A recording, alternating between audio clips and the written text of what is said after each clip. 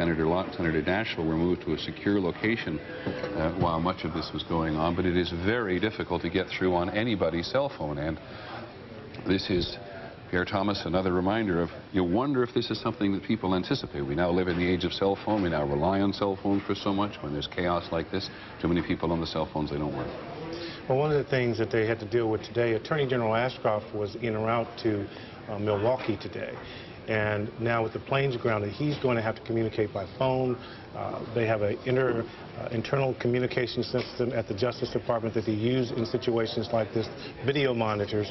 But again, everyone is dispersed, and with the planes grounded, this created a scenario that they had, quite frankly, hadn't seen before. It is the grounding of the planes which pretty much brings to a halt. I mean, one assumes that Air Force One with the President is already on its way back to Florida.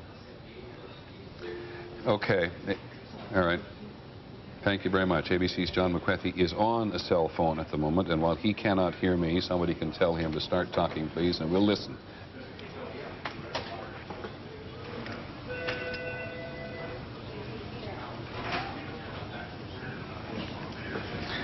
Okay, we'll try that again. Anytime John McWethy begins to talk and tell us what's happening at the Pentagon, or as much as he knows what's happening at the Pentagon, we will simply let him go. But it's just very difficult to get through on cell phones. Thousands of people trying to find out where their friends and their relatives are. Thousands of reporters, news organizations, city organizations, state organizations, federal organizations trying to understand not only what happened today, which in some respects is secondary, but to get something done. And there's just so much agitation around. You get a report just a couple of moments ago from the security at the Capitol Police saying that they believe a hijacked plane may be bound for the Capitol. There's an intensity in the air and a fear and a trauma in the air at 20 minutes to 11 Eastern Time in the United States, 20 minutes to 8 on the West Coast, or in the western part of the United States. The day has just beginning, and all of this has happened in just under an hour. The first attack on the trade tower was just before 10 o'clock. The second one came at 3 minutes after 10. We have a strike on the Pentagon which came a little after that, and the country is just riddled. 9 o'clock. 9 o'clock. 9 o'clock, I'm sorry. The country's just overrun, as it's inevitable it would be, with rumors. I'm curious, John, in terms of the emergency operation that you monitor, are they in a sense of panic? Are they or just in a sense of chaos? In a sense of chaos. There was a brief sense of panic, which is understandable when the first tower collapsed. By the time the second tower collapsed, they were prepared for it. There were numerous other injuries. The level of coordination is incredible. The FDR Drive, which is a main artery, has been shut down for the purpose of keeping it clear for ambulances to go to hospitals. They've anticipated that the lower Manhattan hospitals in New York City will fill up, so they have started to arrange helicopter flights to go to hospitals further out in the circle.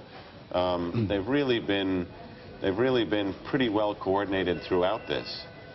If you can possibly be coordinated during a series of spontaneous events that amount to disaster. This is war, and war by another definition. We did manage to get Rebecca Cooper, one of our reporters, on the phone from the White House. That's how difficult it is at the moment to communicate. Rebecca, do you hear me? Rebecca Cooper at the White House, do you hear me? All right, the same case with Rebecca's is with John McWethy at the Pentagon. If we do hear from them, we'll simply interrupt and let them get on talking. Yeah, Rebecca, do you hear me? Yes, Peter, I hear you. I'm in the basement of 815 Connecticut Avenue. It's a building across the block from the White House, across the park. You know where that is, next to the Chamber of Commerce. I had to come down here because, as you said, none of the cell phones are working. I'm in the engineer's office, and they've given us their phones to use. There's a real dichotomy here at the White House, Peter. Tourists who still are not fully aware of what's happening across the nation are standing there watching with curiosity. They keep getting moved back, but those of us who are inside the White House realize the severity of the situation. I was inside the White House this morning trying to gather information for you.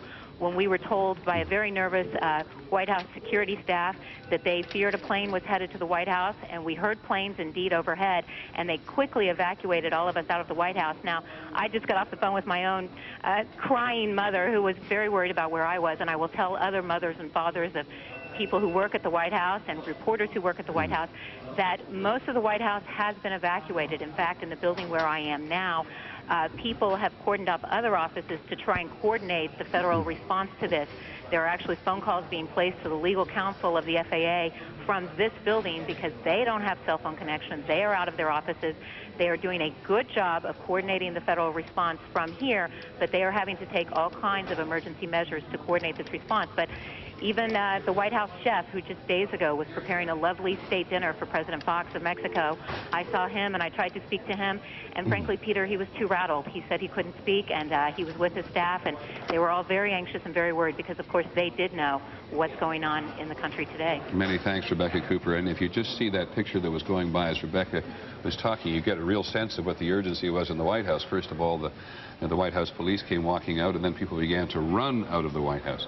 In and of itself, astonishingly astonishing, because we live with the notion that if there is any place in the United States which is fiercely protected, including an anti-aircraft battery, at least one on the roof of the White House itself, this is the place where the President and the Vice President, of course, are to be secure. Claire Shipman is on the phone from the White House. Claire, we are now looking at what appear to be fairly relaxed security officers on the roof of the White House, looking at in the distance as they always do, talking occasionally to each other. There doesn't seem to be a high level of tension there. What's it like on the ground?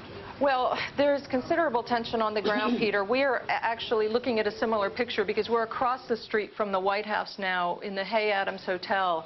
The entire area around the White House has been completely evacuated. It's very quiet. The police seem tense. They're carrying automatic weapons. We've also seen a couple of what appear to be fighter jets overhead. Everybody in this area has been sent home from all major government offices. It's a reverse commute. The highways, we're told, are just jammed. As you know, President Bush is on his way back to the White House. They've checked his plane considerably before sending him on his way. But as you mentioned, these guys on top of the White House roof are almost always here, and ever since that incident a few years ago when a plane actually landed on the White House lawn, they've upped security measures so that they wouldn't have any other aircraft nearby. And that may be why they seem a little more relaxed than other areas around town. As you know, the AP has been reporting that there was a car bomb that went off at the State Department, and a lot of people are talking about that. And there's also been some report that there were bomb threats on Capitol Hill, but we're still trying to find out more about that, Peter. Thanks very much, Claire. There are indeed reports from the Federal Aviation Administration that there are possibly 1 or 2 more planes that have been hijacked this morning and are still missing. When you think of the number of aircraft that crisscross the United States, not to mention fly overseas every day, this is the Pentagon. This is the Pentagon. This is live coverage from the Pentagon now, which gives you some sense of the force with which this aircraft, described to us as a small commuter-sized aircraft, flew into a side of the Pentagon coming from the south this morning. And again, the communications in the country are so difficult at the moment, and as you've heard beginning to hear from everybody, the cell phone network is choked for a variety of reasons, that it's hard to get a handle at this point on casualties at the Pentagon or the extent of damage. The one place in which we can be focused, because it is such a small place, Manhattan, 11 miles long, is the Twin Trade Towers, and by some remote chance, if you've just joined us on television, the Twin Trade Towers in New York City have been destroyed, with hundreds, presumably, or perhaps thousands of people in them. Each of the 2 towers was struck today, attacked today by an aircraft, one of which at least we know was hijacked. And this is the second tower that went just a few minutes ago. a scene of chaos and devastation in the lower part of New York City, right on the edge of the Hudson River. Everybody in the United States is familiar with the twin trade towers, and we have no idea whether there were tourists there who show up every morning to go and stand on the top of the trade tower, because it is one of the most expansive views south, west, and north of the city and the area itself. Bill Blakemore is down there. Bill, do you hear me? I do, Peter. Go ahead. I'm just north of Canal Street, just a few blocks north of the trade tower area. Throngs of people have been, of course, moving north. Some of them silent, most of them looking stunned, just saying we're just trying to get out of the area after both towers have collapsed. We're seeing Delta Wing jet fighters circling overhead, just one at a time. When the first one appeared, the group of people amid which I was standing shrieked and said, "Oh my God, there's another attack," and then they realized that being a Delta Wing jet fighter, it was probably the U.S. military, which of course it seems to be. There's just a couple of helicopters, apparently police helicopters, circling overhead. And on this very clear morning now, the unusual sight is the lack of the trade towers sticking up above the buildings that are normally here. People have now begun to accept, but just barely begun to accept what's happened. All business at a complete standstill, nothing but sirens down here as these throngs move further and further north, just walking away from what they can barely begin to understand. Peter? Bill, how far north did this, I mean, we looked at some streets which debris had just gone in a huge, wide area. Right.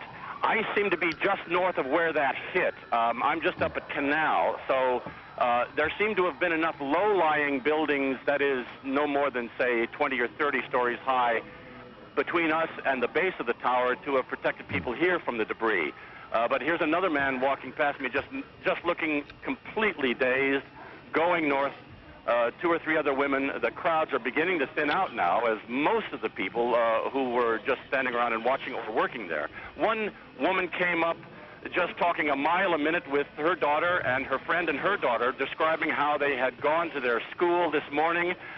She was about to go to the trade tower to pick up something from a shop there when her daughter said, "I want a sandwich, Mommy," and so she stayed back. She said, "Otherwise I would have been there."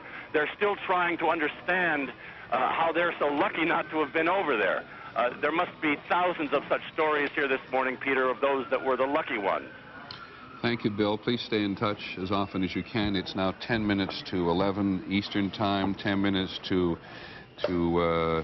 East, 2 minutes to 8 in the West. And I'm just going to add to the chaos and the trauma of the day by saying that a large plane has now crashed just north, or shouldn't I say just, but crashed about 10 o'clock in the last 15 minutes, north of Somerset County Airport, about 80 miles southeast of Pittsburgh. This is reporting from one of the Pittsburgh television stations as a result of a 911 call from the airport itself. There are no other details on this crash yet. And it's not clear whether the crash was related to anything else that has happened in the country today. But the plane, which was believed to be a Boeing 767, crashed about 10 a.m., just about 8 miles east of Jennerston, Pennsylvania. People in the area will undoubtedly be reporting in more clearly to us on that. The New York mayor's race is having a primary today. That has now been canceled. Both on the Republican and the Democratic side, there was I apologize for interruption. Somebody's trying to say something. Go ahead, please. Okay, just stand by just for 1 second while this finishes. Yeah, Fred, pick it up. The New York mayoral primary has been canceled today, and as we said, there's reaction coming in from the Middle East, including a claim of responsibility, then a denied responsibility, now a message from the Palestinian President Yasser Arafat condemning the aircraft attacks on the World Trade Center and sending the condolences of the Palestinian people to those who have been victimized by it. Outside the Pentagon, another member of our ABC News staff, Chris Dreer. Chris, can you hear me? Yes, I can, Peter. So would you tell us what you can see? Yes, Peter, I'm standing at the fringe of Arlington Cemetery watching the Pentagon as the top of it caves in. There's a lot of black smoke, a lot of twisted debris. The Pentagon itself has caved in from the top. There is much fire coming out of the windows. It looks like something from World War II, Peter. Chris, can you tell me, it's a little hard to tell on television, how much of the building has collapsed? How wide is it? How deep is it? Do you have a sense of that?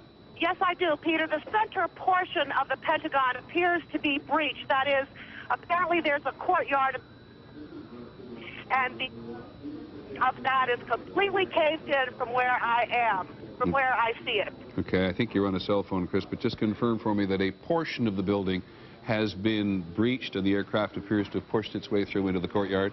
Yes, indeed it has. I believe, Peter, that that's where the plane is, but I am not sure at this time. Okay, thank you very much, Chris. Is there any evidence, is there any movement around there at the moment? We're looking at a fairly static picture. Are there people arriving, people disappearing, ambulances coming? Peter, there's a great deal of glass and wind fire coming out of the windows, but on the other side of the Pentagon is where most of the emergency vehicles are now. I'm going to try and get around to that side to see what I can see. Okay, thank you very much. I should tell you that all military personnel in the District of Columbia area now, all military personnel in the district, are now on something that is called Threat Level Delta, which is the highest state of alert in the military, and all other people, all other military personnel in the country are now on alert status Charlie, which, John Miller, we know is a somewhat lower status of alert, but still a reminder that this disaster has spread like wildfire through all of the political and military establishment in the country. All museums and monuments in Washington are now shut for the day. It's ironic to hear Claire Shipman telling us there that tourists are still standing around waiting to get into the White House today. Not surprisingly, unfamiliar perhaps with what has happened everywhere else, though, as it was, for example, when John F. Kennedy was assassinated, word spread dramatically, mouth to mouth, person to person across the country in a huge wave of information and emotion and confusion. And now... Good morning, I'm Del Walters in the ABC 7 News Studios. We are interrupting ABC's coverage to bring you up to date on the developments that are happening here in Washington. I'm joined by Carol Costello. Safe to say that Washington is in a state of high alert. We are receiving a report that, as you heard Peter Jennings say, that all of the government buildings in Washington, all of the employees in the government buildings in Washington have been told to go home. All of the museums have been closed. Including the National Zoo. Including the National Zoo. And as you can hear, basically, we don't know at this point what buildings may or may not have been targeted by these terrorists, and that is the reason for this extraordinary activities. We have a reporter on the phone right now from the Capitol, Horace Holmes. Horace, bring us up to date as to what's going on there. The area, Del, around the Capitol has been totally sealed off. We're standing on the corner of Independence and Washington Avenue. About a 4 or 5 block area around the Capitol has been sealed off. Police just not letting any, even people walking on the streets get anywhere near the Capitol building. We have been hearing, and you can probably hear in the background, sirens going. A lot of police activity, police cruisers and paddy wagons and even ambulances traveling at high rates of speed up Independence Avenue. When we arrived on the scene, there were just people everywhere in the streets. All the buildings around the Capitol building have been evacuated, so there are workers at HHS and the FDA and the Department of Education all out in the streets just kind of wandering around asking police officers, where do I go and what do I do, asking them, can I get to Union Station, asking them if the subways are operating. A lot of panic out here in the streets, quite frankly, and a lot of confusion. Of course, we understand the airports have been closed down in our area. The D.C. Fire Department, Prince George's Fire Department, Alexandria Fire Department, all personnel have been asked to come into work no matter what their shifts. Horace, what about people who just live in the area? They must be afraid, too. Yes, as a matter of fact, they can't, people who live just in Capitol Hill can't get to can't get to their homes right now because police have just totally sealed off this area. We've seen a number of people who say, well, I just live right down the street there, and police are saying, I'm sorry, but we can't let you into the area around the Capitol. We understand from also the State Department, there were initial reports that a car bomb had exploded there. We understand now that no car bomb has exploded at the State Department, although it has been evacuated. Although at the Pentagon, the plane did hit the Pentagon. Part of the roof has fallen in, but we don't know the extent of injuries there. We don't know if anyone's been terribly hurt because, of course, in these situations, it's very hard to get information. Horace, do you have any information about injuries? No, have not heard anything about that at all. Horace, what about with regards to the members of Congress? Have you seen any of them coming, going, or extraordinary measures to evacuate the members of the House and the Senate?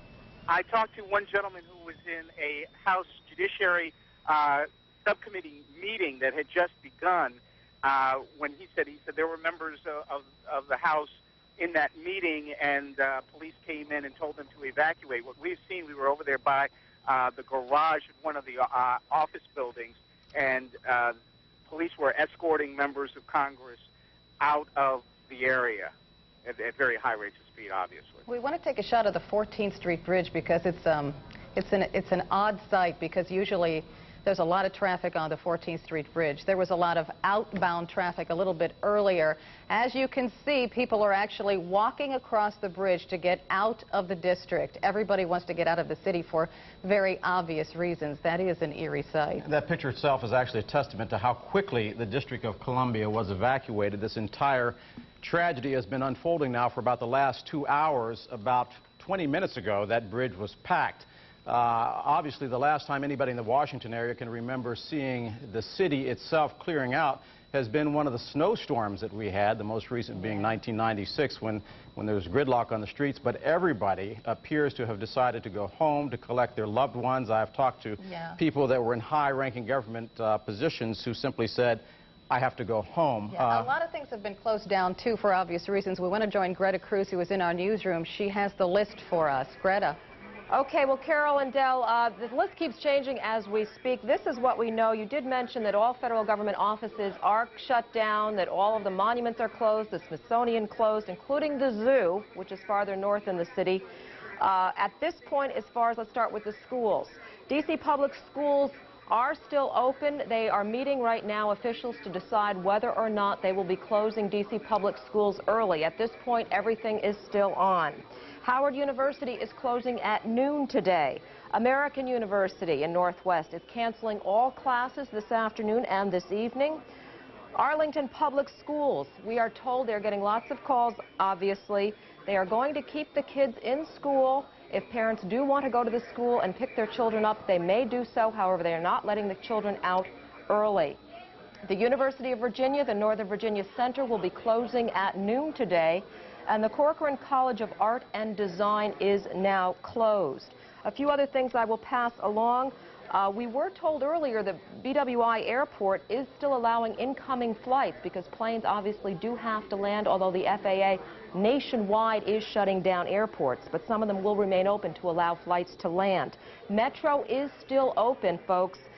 We are told, however, that the Pentagon station has shut down because of the fire and the problems out there. But for the rest of the system, the subway system is open. It is crowded, obviously. We are in pretty much a reverse commute in the city of Washington right now. The streets are open, the bridges are open, except for those secured areas we told you, Horace Holmes, around the Capitol.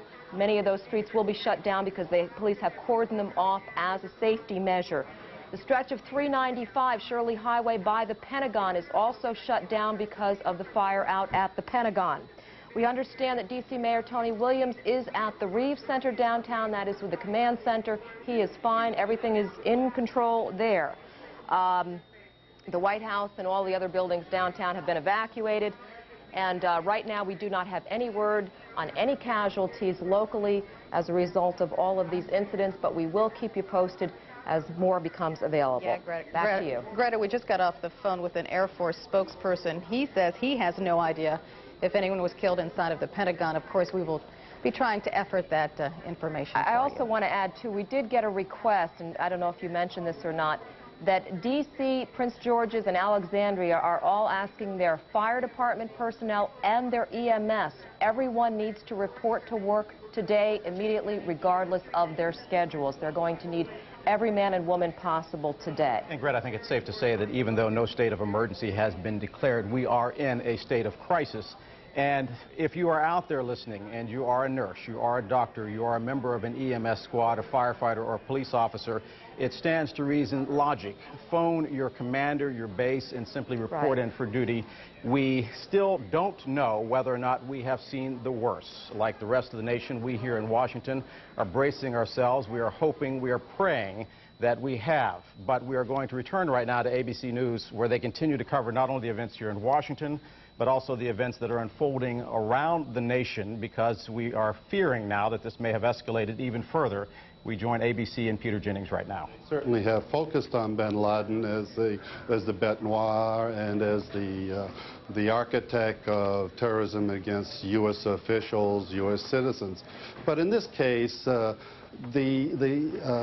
resources and the coordination and the direction to do these kinds of events requires capabilities beyond any one single group. In other words, there had to be cooperation, possibly with some state support, to do this kind of thing. Okay. I mean, we've been hearing for the last 2 months that bin Laden was getting ready to do something, but I don't think anyone was looking here as the object of his next event. Okay, Vince, I much appreciate it, and I hope you go work the beat for us and you check back with us through the day. I'm, by the way, this is not for an immediate discussion, but I'm sitting next to John Miller of ABC News, who you've heard often this morning is one of the only reporters in the world to have gone to see Osama bin Laden in Afghanistan. And as the day goes on, we'll clearly deal with this in even greater depth, John, than at the moment. But what we are now dealing with is a devastating human tragedy as the result of terrorism in New York City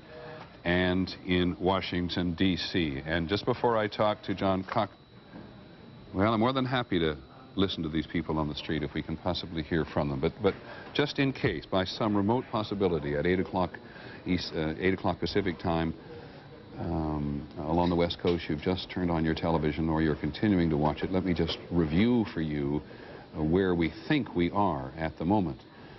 Because it is both a tragedy that has revealed itself before the eyes of millions of people in the country watching on television, and a complete mystery as to how, as we heard from Vince Calistrauer just a moment ago, how this could have happened in such a coordinated way with any of the intelligence services of the United States having much a clue about it.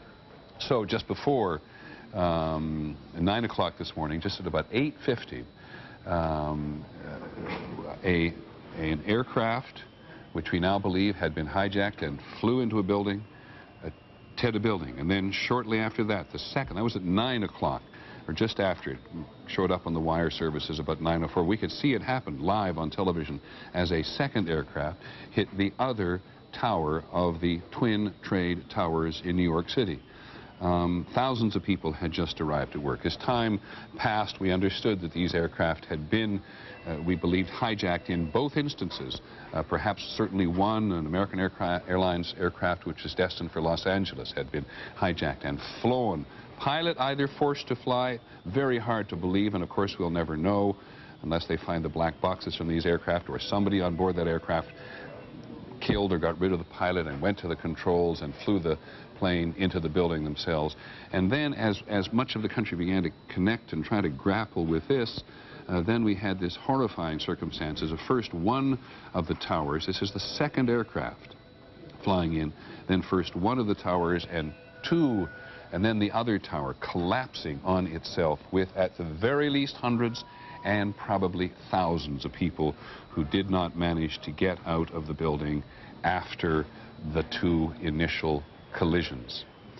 And the country, the political and military establishment of the country just began to lock down very quickly. First of all, there was concern at the White House because outside the west side of the White House, behind the Executive Office building, we then began to see that there was fire, and that was what appears now to have been an attack on the Pentagon. Just shortly thereafter, This was this other tower of the Pentagon, the first tower of the Pentagon, which began to fall down upon itself. The World Trade Centers, of course, is what I mean. Thank you. Just stay out of my ear for a second. I'm trying to bring people up to date on the order of which things happened. So we then had New York City's airspace all around locked down. The airports closed down at LaGuardia and Newark and John F. Kennedy. Nobody was allowed to take off.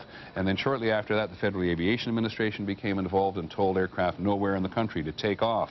And then all aircraft flying anywhere in the country, because there was so much concern, and there is still some, that there is an aircraft somewhere out in the country which has been unaccounted for. All aircraft in the country were ordered to land immediately at the nearest airport. And then, of course, the second devastating thing at the trade towers themselves, when the second trade tower collapsed on itself. The president was in Florida, and the president down in Florida today to talk about education came very quickly to the cameras, clearly as shocked as any of us in the rest of the country. He talked to the FBI and others. He immediately canceled his education trip to Washington today, to Florida today, and said he was going to come back to Washington, which is exactly what the country expects of him. And he said very briefly on camera that this terrorism against the United States will not stand. As we've said before, the kind of thing he had to say. And John Cochran went to Florida with him. And John, I think you're still in Florida and the president came home. Is that my understanding? That's right. We're grounded like all other Americans. The airport here is close to us. The president is on his way back, but we don't know where he's going to land. You know, normally, Peter, the president would land at Andrews Air Force Base, Maryland, a military base, a secure base just outside of Washington, D.C. However, network camera crews have been barred from going to Andrews Air Force Base. It apparently has been roped off and barred to news media. We do not know if the president is going there, and the White House is being very close-mouthed about it. And you can understand why they would want to create the question in some people's minds as to where the president will land. We've been told that when the president returns, he will have a National Security Council meeting. But where will that happen? Will it be in Washington? I can't help but think back to November 22nd, 1963, the assassination of John Kennedy. At that time, the Secret Service was in a great hurry to get the new president, Lyndon Johnson, back to Washington, D.C., a safe place. It's no longer clear today that Washington, D.C. is such a safe place, Peter. Thank you very much, John. Please stay in touch and let us know when you can make your way to Washington. The uncertainty in Washington has led authorities to ask the political leadership in the Congress, we know at least in the Senate, to go to a safe location. Earlier reports about a bomb outside the State Department, we believe, are now not correct. But there was this attack on the Pentagon, and there's this mixture in Washington of deep, profound tension and almost and alertness. You certainly get a quick glimpse there of the security force, which is a constant presence on the roof of the White House, on guard there. But there is a natural instinct, not only for the president to go to Washington, not merely for the security, because it's the nation's capital and it's where all of us in the country will look to the president for leadership and response in the hours and the days ahead, and it'll be maybe a couple of hours yet before the president gets to Washington.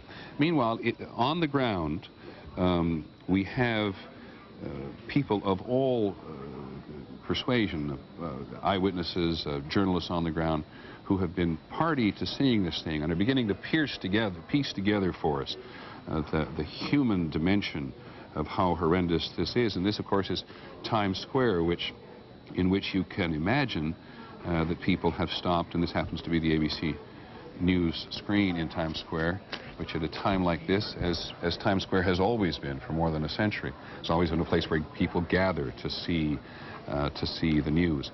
But Drew Milhon, ABC News' Drew Milhon, actually saw this happen, and I believe, Drew, you're on the phone at the moment, am I correct? Yes, Peter, I'm here. Would you go ahead?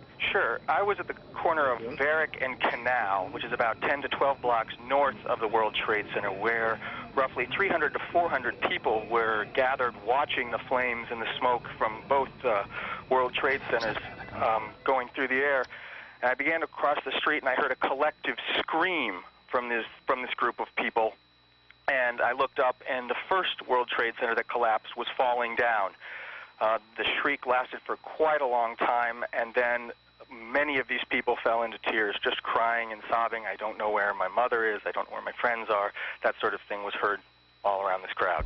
Okay, June, where are you at the moment? You're in the same location? Yes, I am. I'm at Varick. I'm just north of that now. I'm at Varick and Canal. And people are not familiar, people from outside New York are not familiar, but you're at the lower west corner of the island of Manhattan. And is that whole lower part of Manhattan being either evacuated or people just leaving it en masse? It is being evacuated. No cars are allowed south of Canal, which is basically the last major thoroughfare that goes east to west on Manhattan. After the first Trade Center went down, I tried to get closer to the scene, and police and FBI agents were telling everyone, both plainclothes policemen and uniformed policemen were telling everyone they had to go north of Canal. They were pushing everyone back. Okay, thank you very much, Drew Milhon. Please check in with developments. I can tell you that the reports that we now get from a variety of places, let me just stay with the map of New York City, because the New York City Emergency Management Center is, if you're looking at that map, is just like on the tip of the building there to the north. Both those buildings have gone. And at a moment like this, they and the political establishment in the city, as well as the state and federal authorities, would coordinate operations from in there. And there are other, as you look around that, Manhattan itself, as far up as the Williamsburg Bridge and beyond, of course, is the United Nations. People have always been concerned that these at least two of the tunnels, the Holland Tunnel for one, the Lincoln Tunnel is not on that map, but these are the tunnels that go across the Hudson River to New Jersey and out onto the west, and that even perhaps the bridges. But elsewhere in the city, City Hall would be vulnerable as well. The United Nations, the tunnels, and of course FBI headquarters, which is about in the middle of Manhattan, not too far from the New York Stock Exchange, which you cannot see on that map at the moment. But there was nothing, John Miller's with me still, thank you very much, and I'm glad you are, nothing more patently, obviously vulnerable than the trade towers. Or no larger set of symbolic targets. It's what they mean. They stand for American commerce. They stand for the American establishment, and in some way, just by their size and profile, American might. And the fact that they were an earlier target and that they withstood that, I think, made them even a more attractive target the second time around. You can see people, and again, I'm not quite sure what we're looking at here, and I wish somebody would put pictures up. Okay, this is clearly a New York fire rig, and communications are extremely, extremely difficult, as you can imagine, in a circumstance like this. One of the things sometimes what you get is a picture that is either taken from a different angle or of a different thing. One of the things they're grappling with here is, what is the crime scene? They've been talking about that today. The crime scene unit responded expecting that they'd have a massive crime scene, the World Trade Center tower, then two towers. Then the two towers collapsed, making their crime scene not only much more difficult to process, but massive. Consider the prospect of sifting for evidence, trying to find the black boxes, the in-flight recorders, evidence of other explosives there. Let me stop for just a sec, John. We'll come back to the notion of crime. But ABC's John McWethy is at the Pentagon. John, can you hear me? Jack, can you hear me? Yes, I hear you, Peter. John McWethy, just go ahead and tell us what you know, what you've seen, how much information have you been able to put together? Peter, this is one of those things that you dream of in your worst nightmares. It appears that a large jet aircraft, perhaps the size of a large passenger plane, came very low, clipping off light poles as it approached the Pentagon. It slammed into the side of the Pentagon, and it drove itself from the outer ring all the way to the inner ring. The area of the building that it went into burst into flames. There are many, many floors of destruction deep into the heart of the Pentagon. That area has now collapsed. The firemen have been there trying to put out the flames. There are obviously heavy casualties at the Pentagon. There have been ambulances and helicopters coming and going for the last hour. The area has been cordoned off. The skies above the Pentagon, there have been F-16s circling. the entire area has been evacuated. More than 20,000 people work in the Pentagon, Peter, and this is a disaster. John, at ground level, for example, in the side of the building where the plane penetrated from the outer ring to the inner ring, do you know precisely what goes on in that section of the building? I do not, Peter. That is not where the highest-ranking people are. The Secretary of Defense and most of the chiefs of the services are on a different side of the building. But in a way, it almost doesn't matter.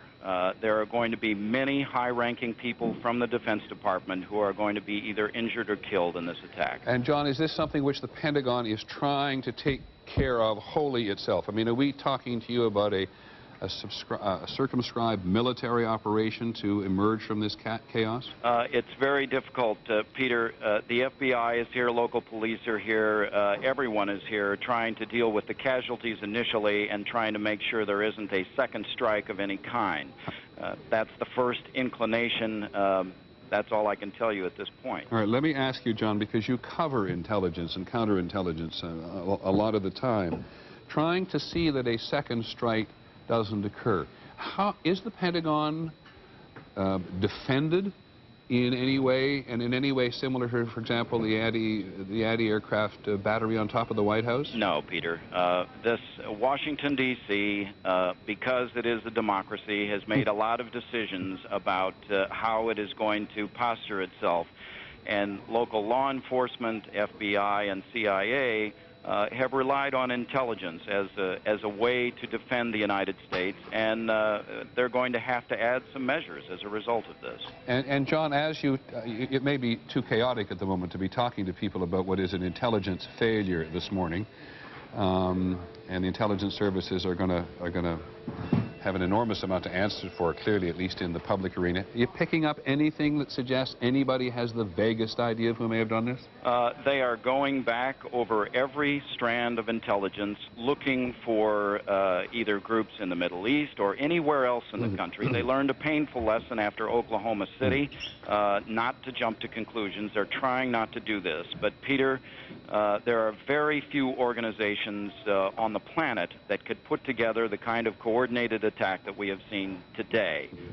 That points most initial fingers at Osama bin